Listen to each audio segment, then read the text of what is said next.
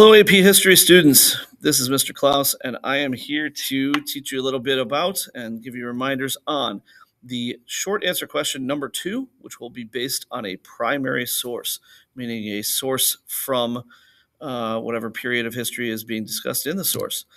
As a reminder, where your short answer questions fall, they fall after the multiple choice question and before the break. So you will have a true 40 minutes to work on them. You won't be able to go backwards or forwards in the test during the time that this is going on. There are 4 questions, and you will write 3 of them. You'll write number 1, number 2, and then you will choose either 3 or number 4. So number 2 is mandatory, and it will be a primary source. You don't get a choice. Okay, some general strategies and advice. This applies to pretty much all short answer questions, although I will make a few points of emphasis for this particular question. First, the timing, which is not particular to the question. You will have 3 questions and 3 sub-questions, probably 3 sub-questions to each of those, giving you 9 sub-questions to answer, 9 little paragraphs to write.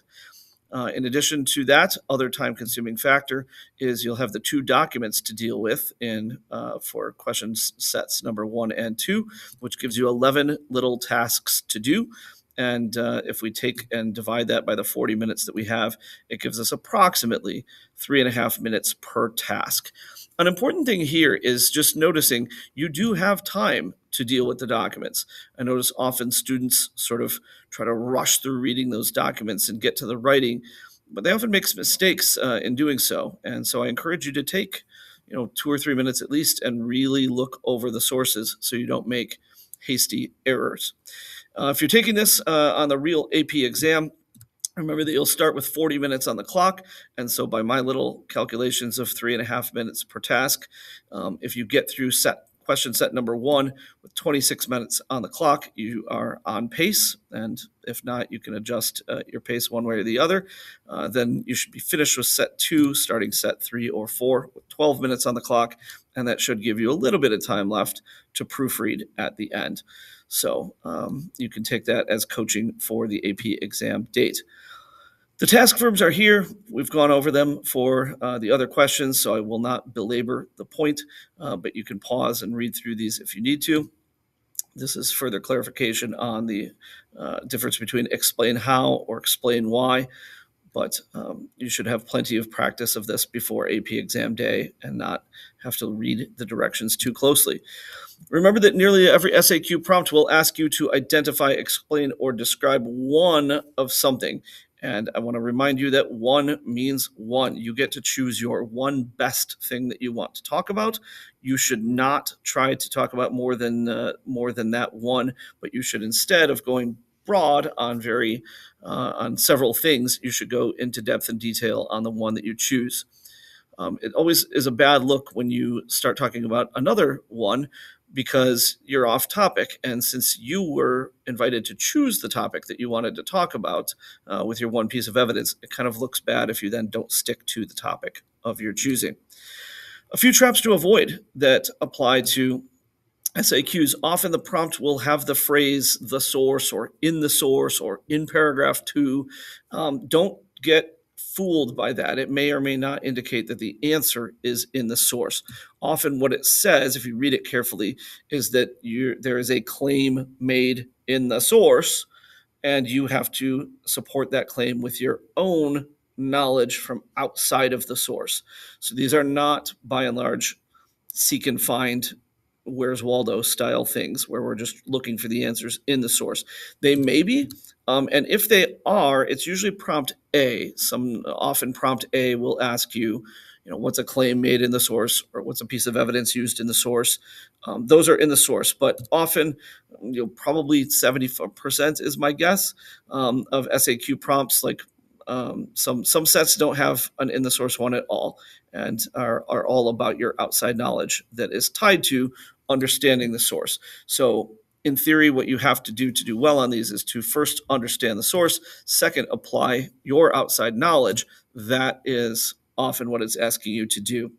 And with that outside knowledge, you want to be specific. Don't be vague. We'll get to more on that later. As far as your process to approaching any SAQ with a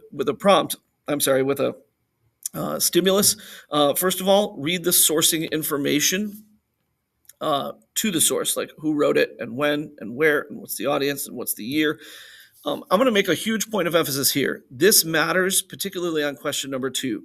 Usually on question number 1, which is about secondary sources, usually the sourcing isn't a super big factor. It's more about their claim that you're going to be analyzing. However, you will often, more than a 50% chance, be asked to reflect on the sourcing information on either the author's, the historical situation of the document or the audience purpose or point of view of the author.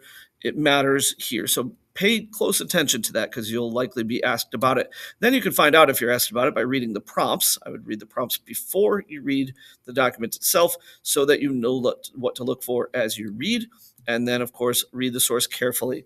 Another big point of emphasis that I have, often, not 50% of the time, but maybe 1 of every 5.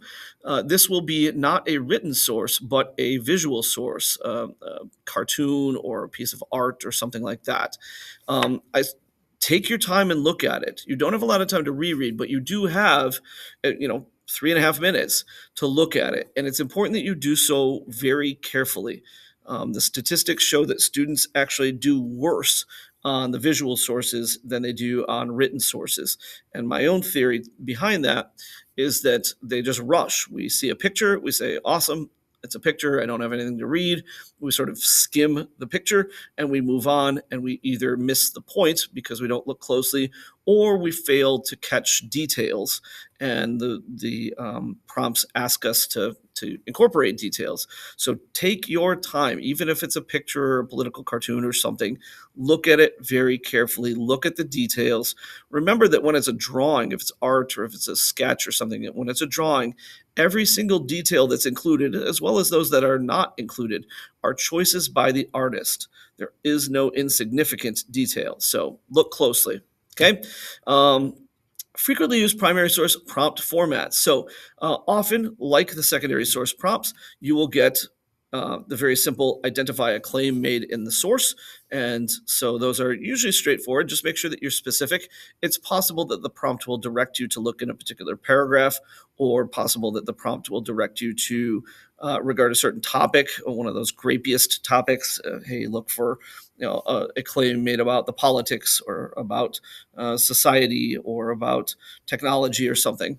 Or it may be just open-ended and say, identify a claim made in the source. But those are pretty easy, and those, of course, are actually in the source. Another one that is very similar is, as opposed to looking for a claim made in the source, identify a piece of evidence that the author uses to support the claim in the source. So you still have to recognize the claim in the source, but then find a piece of evidence that the author uses. These are the only 2 consistent prompts. Not that there couldn't be another one but these are the only 2 where it's consistently actually in the source. Most of the other prompts will require you to bring in some outside knowledge. One big category of outside knowledge that you'll be asked to do is sourcing. Okay, the College Board likes to do this with prompt number 2. I'd say it's better than 50-50 chance you'll have at least one question that basically asks you to consider the historical situation, audience, purpose, or point of view of the author. And so they may be asked this way to explain a reason why the author of this document may not be objective and historically accurate. Essentially, what are the limits of a source like this because of the audience, purpose, point of view, or anything else? You may also be asked, instead of having, this one kind of invites a conversation of any of those factors, you may be asked about them very specifically. So it may ask you to describe the historical situation that may have influenced the views expressed in this document. So how is, the time and place in which this figure is living affect what they might say? You may be asked to explain a way in which the intended audience of the source may have affected the author's argument. You may be asked to describe the author's purpose in writing this document, which is not students, despite this being one of the shortest prompts you can get, students often don't really answer the question. They simply restate the author's words.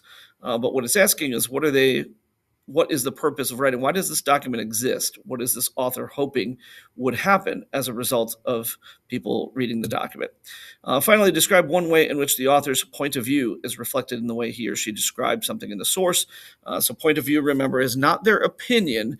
It's the position, metaphorical position from which they are viewing this thing. So their credentials or their resume.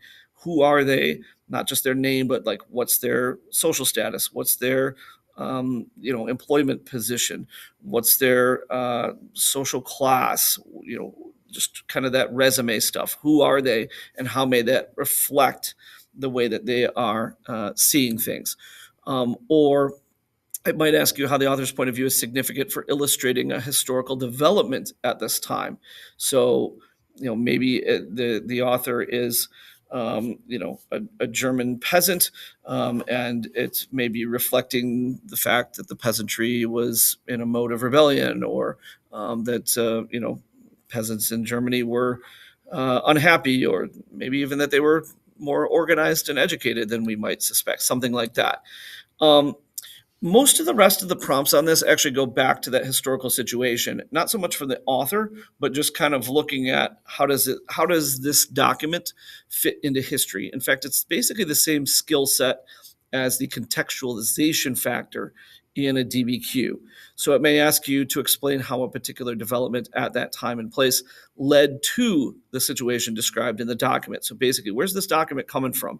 What's the stuff that was going on before this that led to the existence of a document like this? So that would be like, how's this document an effect of something else? It may also ask, like, how does this fit into a bigger picture at that time? So explain how this source illustrates a particular historical situation or development at that time and place. Like, what's going on in a bigger picture that this document is sort of proof of. Similar one, explain how a historical development described in the source is similar to another development somewhere else in the world at that period. So how is the stuff that's going on in and around this document reflective of a wider pattern in other parts of society, other parts of the globe, that kind of thing. Or instead of being, how is this document the effect of something, it may be, how is this document and this time a cause of something? So what comes next? So a prompt like, explain a specific impact that a historical development described in the source had on later developments or outcomes.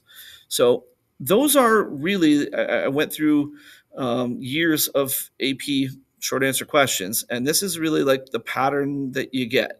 So probably you're going to get some combination of the prompts I just went over. Not that you couldn't get something else, but that's really the most likely ones for you to be getting. Okay, I want to close out, if you're about to practice these, with some general advice for all SAQs. These are in all of the SAQ videos, but a few general bits of advice. Your responses are allowed to be brief. In fact, they probably should be brief if you're going to do all 9 of them. You only have a few minutes per prompt. The AP readers know that you only have a few minutes per prompt. They don't expect a long essay here. And in fact, if you're writing a long essay, you're probably wasting time because you're going to do a really good job on one prompt but not get to other ones. So you can be brief, but you may not be vague. So you have to say something specific. The AP readers are other AP history teachers. They know when you're faking it. They know when you've got a bunch of empty fluff. You cannot come out and talk about, countries were imperializing other lands and taking resources and, got more trade goods. There's nothing like, that's not a point for any question, because unless you start giving examples, like, you can say that and it's true, but it's just empty. It's something that any smart, intelligent person can guess. Can you give examples of, like, what countries were doing it? What lands did that country take over? What goods or resources were they looking for? You have to kind of do that. You have to do that. You have to be specific. Even if you're not 100% sure on your specific example, you are better off putting in some specific information based on your best guess, rather than just being vague. These people will not fall for it if you do not show that you have historical knowledge or have the skills of a historian. I've used these two in class for years, but I once sort of looked around Google Images for cranky old people, and this is who I want you to picture grading your essays. They are not going to be fooled by you. They are highly suspicious. They don't give benefit of the doubt. You got to prove it. They'll give you the points if you earn it, but they're not going to do you any favors by saying, oh well, they tried hard. So anyway, write with these two faces in mind. Write to impress them. Okay. Make sure that you really read the prompt carefully. The prompts are not long. The source may be sort of long, but the prompts are not long. And as I often say in class, like the path to success on these SAQs is not a long path. For most of these, you can write only 3 or 4 sentences and get the point. So it's not a long road to travel. The trick is choosing the right road to travel. There are dozens of wrong roads you can get on for any given prompt, and if you miss like even one word of the prompt, you may get on the wrong road. If it's asking you to talk about a political claim in the text and you talk about a religious claim in the text, like you're off topic, and it doesn't matter how beautifully you write or how correct your historical information is, you will have answered a question other than the one that was asked. So really important to read the prompt carefully, let every word of that prompt register in your mind. There's no wasted words there, and then respond to the prompt, the whole prompt, and nothing but the prompt. Okay. One of the best ways to do this that Heimler and many other teachers use is this idea of making TEAT. And the idea here is that you start with a topic sentence, reusing most of the verbiage of the prompt, and then just kind of filling in the blank at the end, introducing the one thing that you intend to talk about. The benefit of reusing the words of the prompt is it keeps you on the right road. If you just start talking about the topic, you will often not really answer the question. So reuse the verbiage of the prompt, introduce the piece of evidence that you want to talk about, then explain that evidence in detail. Show off your historical knowledge for the cranky old readers who don't trust you. And so a lot of times I'll use the analogy, the filling in the blank in the topic sentence is sort of like naming the word on the front of a flashcard. So here's the thing I'm going to talk about. The explanation of evidence is like giving the details on the back of a flashcard. You got to show off some detailed knowledge. It's not enough to just or a phrase, but you've got to like show that you actually understand this and know some details about it. And then the analysis at the end is just briefly showing how your evidence supports or proves your topic sentence. Don't just repeat your topic sentence. I see this quite a bit among students where their analysis really isn't analysis. It's just rewriting their topic sentence. Say, oh, well, this proves that. So you got to explain it. You got to analyze it. So how does this prove that? That's what you're doing. And if you do that and you've chosen the right road by fully understanding the question, you will get the point. Okay. One of the things that you can do here is you can picture this lovely cup of tea, and you can keep this on the screen while you write your practice, and hopefully that helps you. Good luck on getting good at these, and if you have questions, you can always reach out to me and let me know.